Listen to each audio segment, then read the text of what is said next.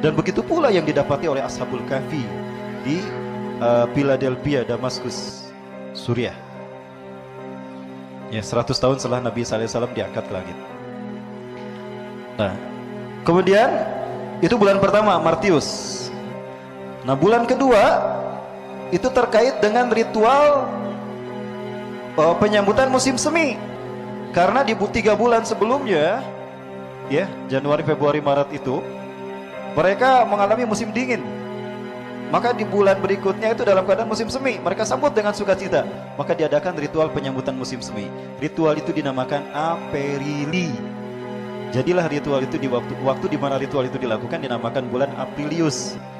Orang-orang Romawi selalu menggunakan us-us dalam menamai sesuatu. Makanya kaisar-kaisar dan nama-nama Romawi itu ada usnya.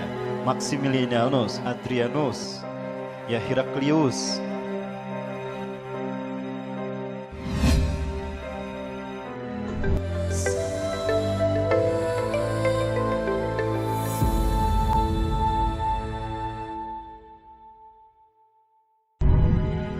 Tahukah kita siapa yang membuat penanggalan tahun Masehi pertama kali? Tahukah kita kalau yang membuat tanggal ini bukan seorang muslim, bahkan dia berkeyakinan kuat dengan keyakinan pagan. Dionysius Exiguus dari Romawi, dia seorang biarawan Katolik. Tahun 527 Masehi, dialah yang membuat tanggal Masehi.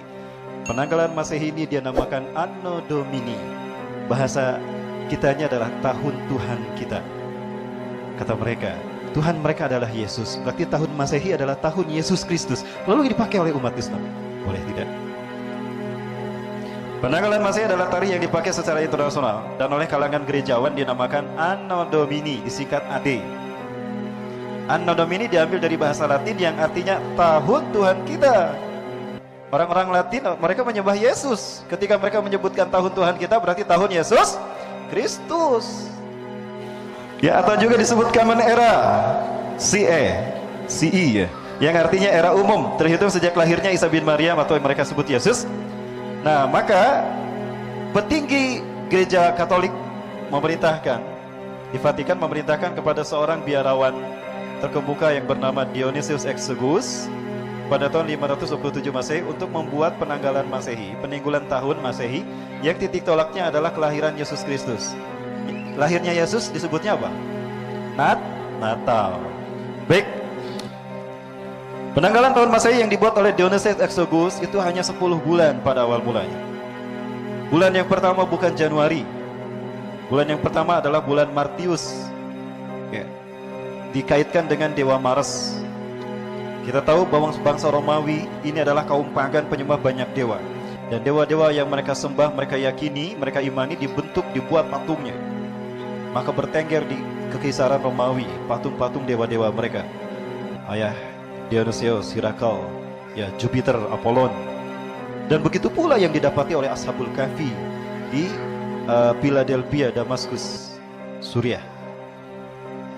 Ya, 100 tahun setelah Nabi SAW diangkat ke langit. Nah, kemudian itu bulan pertama, Martius. Nah, bulan kedua itu terkait dengan ritual penyambutan musim semi. Karena di 3 bulan sebelumnya, ya, Januari, Februari, Maret itu mereka mengalami musim dingin. Maka di bulan berikutnya itu dalam keadaan musim semi, mereka sambut dengan sukacita. Maka diadakan ritual penyambutan musim semi. Ritual itu dinamakan Aperili. Jadilah ritual itu di waktu di mana ritual itu dilakukan dinamakan bulan Aprilius. Orang-orang Romawi selalu menggunakan us-us dalam menamai sesuatu. Makanya kaisar-kaisar dan nama-nama Romawi itu ada usnya. Maximilianus, Adrianus, ya, Heraklius. Baik. Ada bulan Meius dikaitkan dengan dewa Maya. Konon kalau tidak salah dewa Maya ini dewa senandung. Kemudian ada Junius dikaitkan dengan dewa Juno. Nah, selebihnya itu disebut Quintrilis ke-5, Sextilis ke-6, September ke-7, Oktober ke-8, November ke-9, Desember ke-10. Ketika dihitung dan digunakan ternyata ada selisih, ada sisa kosong 60 hari untuk sampai ke bulan Martius lagi. Oh, berarti kurang 2 bulan dia. 60 hari itu dibagi 2. Maka 30 hari pertama diberi nama Januarius, dikaitkan dewa Janus, dewa yang bermuka dua. Satu wajah menghadap ke depan menatap masa yang akan datang, satu lagi menghadap ke belakang menatap masa yang lalu. Ya. Maka wajar kalau bulan Januari menjadi bulan pertama, karena dikaitkan dengan dewa yang bermuka dua, Janus. Nah, bulan berikutnya biasanya sebelum bulan Martius ada ritual ruatan kampung. Dan ini biasa dikaitkan dengan dewa Febria atau Dewi Febria. Dewi kasih sayang, cinta kasih. Nah, makanya di bulan Februari ini ada hari Valentine, hari kasih sayang, terkait dengan dewa Febria. Maka bulan itu dinamakan bulan Februarius. Maka genaplah bulan mereka menjadi 12. Maka tergeser bulan Quintilis yang tadinya kelima jadi ketujuh. Julius Caesar melakukan penanggalan yang lebih apik dihitungan dengan jumlah hari. Dan dalam setahun ternyata 3 bulan 360 hari. Dalam setahun itu jumlah hari ada 365 365,25 hari. Dan dalam satu tahun 0,25 dikali 24 jam itu bisa 6 jam setiap tahunnya. Ada lebih 6 jam. Nah, kalau berarti dalam 4 tahun itu ada lebih sehari. Berarti 365 tapi 366. Maka muncullah tahun kehabisan. Maka disempurnakanlah penanggalan Dionysius Exogus, maka lahirlah kalender Julian yang disusun oleh kalender oleh Kaisar Julius Caesar. Untuk menghormati namanya, maka diabadikan nama Kaisar Julius ini menjadi nama bulan. Bulan Quintilis yang kelima diganti jadi bulan Juli. Jadi setelah Juni, Juli. Begitu pula Kaisar Augustus.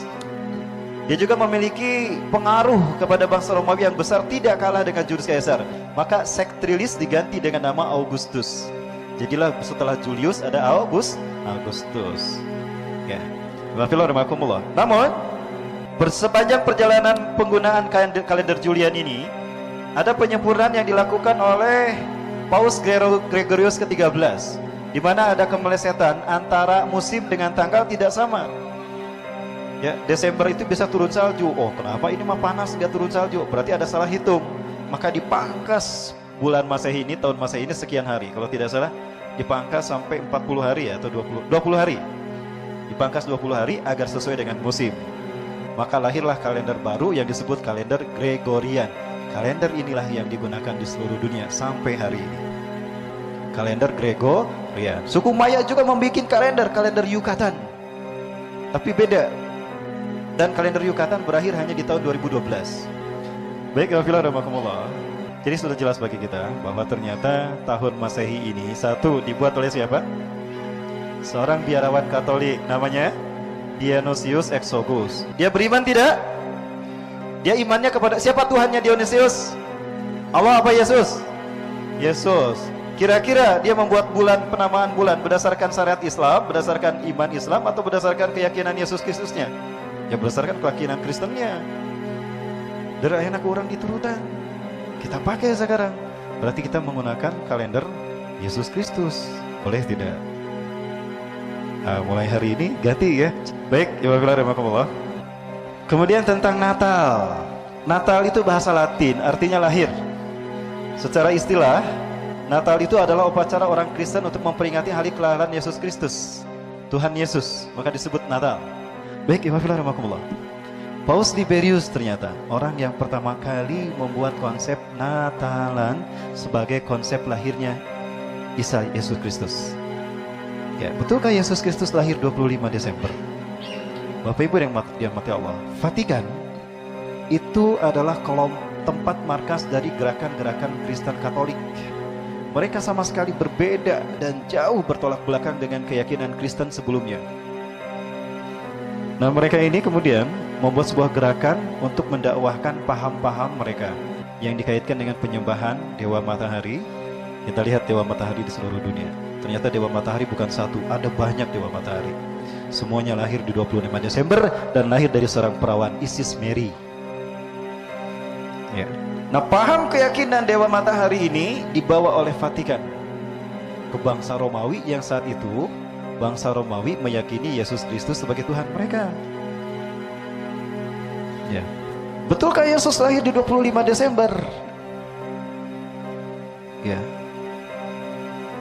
Maka para pendeta Vatikan inilah yang membuat pengaruh, menanamkan cerita, membuat sebuah cerita dongeng kepada bangsa Romawi, sehingga bangsa Romawi menerima pengaruh yang dipropaganda disampaikan oleh Vatikan, sehingga mereka menerima kenyataan yang ditetapkan oleh Kaisar Konstantin, di mana Kaisar Konstantin pada tahun 330-an, 330 atau 340 menyatakan kalau 25 Desember itu hari lahirnya Yesus Kristus. Betulkah Yesus lahir di tanggal 25 Desember? Di dalam Bible versi Lukas, ya, Bible Lukas, ternyata Yesus lahir pada masa kekuasaan Kaisar Augustus yang saat itu sedang melaksanakan sensus penduduk karena banyak imigran. Di bulan itu banyak orang-orang bermigrasi ke Bethlehem. Kenapa? Karena di Bethlehem banyak makanan, banyak mata pencaharian, maka orang-orang hijrah ke Bethlehem. Maka di saat itu Kaisar Augustus melakukan sensus penduduk. Nah, ada Yusuf dan Maria yang sedang hamil tua datang ke Bethlehem. Melihat, mencari-cari hotel dan mes untuk tempat tinggal, ternyata tidak ditemukan. Sementara Maria sudah tidak kuat ingin melahirkan. Maka ada seorang pemilik lumbung padi menerima Maria dan Yusuf, menawarkan, itu ada lumbung padi, ada kandang sapi dan lumbung padi. Mungkin di situ bisa digunakan untuk melahirkan, untuk persalinan Maria.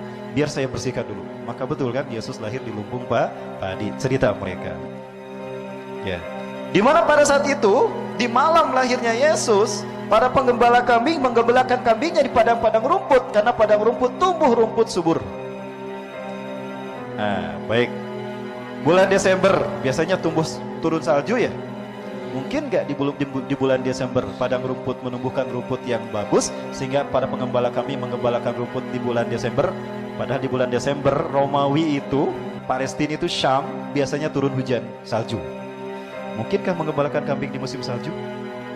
Ini kontradiktif antara konsep Natal 25 Desember dengan Bible sendiri, ya, Bible Lukas. Begitu juga dengan Bible Matius. Pasal 2 ayat 1, 10 dan 11. Sesudah Yesus dilahirkan di Bethlehem di tanah Yudea pada zaman Herodus yang agung, datanglah orang-orang Majusi dari timur ke Yerusalem.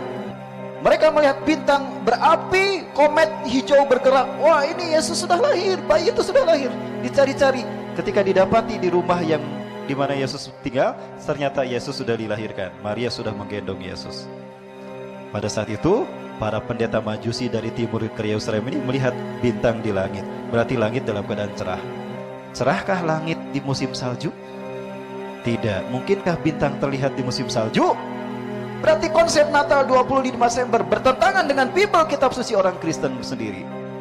Jadi, para sekalian, penjelasan ini semua tidak sesuai. Ya.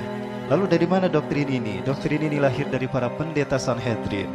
Mereka lah pendeta Yahudi yang memasukkan Taurat menjadi Talmud. Ya. Dan mereka dibantah dan diperangi oleh Nabi Isa alaihissalam, sehingga Nabi Isa terancam nyawanya. Maka Nabi Isa menyelamatkan diri dengan mengembara ke seluruh dunia. Dalam pengembaraannya itu beliau disebut Al-Masih, ya, mengusap dunia dengan pengembaraannya. Kedua, beliau bertemu dengan sebuah kaum yang banyak orang-orang yang buta karena sejak lahir itu disembuhkan dengan cara diusap, masahayam sahu, maka dia bergelar Al-Masih. Kenapa Allah memberi gelar Al-Masih kepada Nabi Isa? Karena Allah akan memberikan mukjizat penyembuhan untuk dakwah kepada manusia dengan cara mengusap masahayam sahu masih atau masahatan.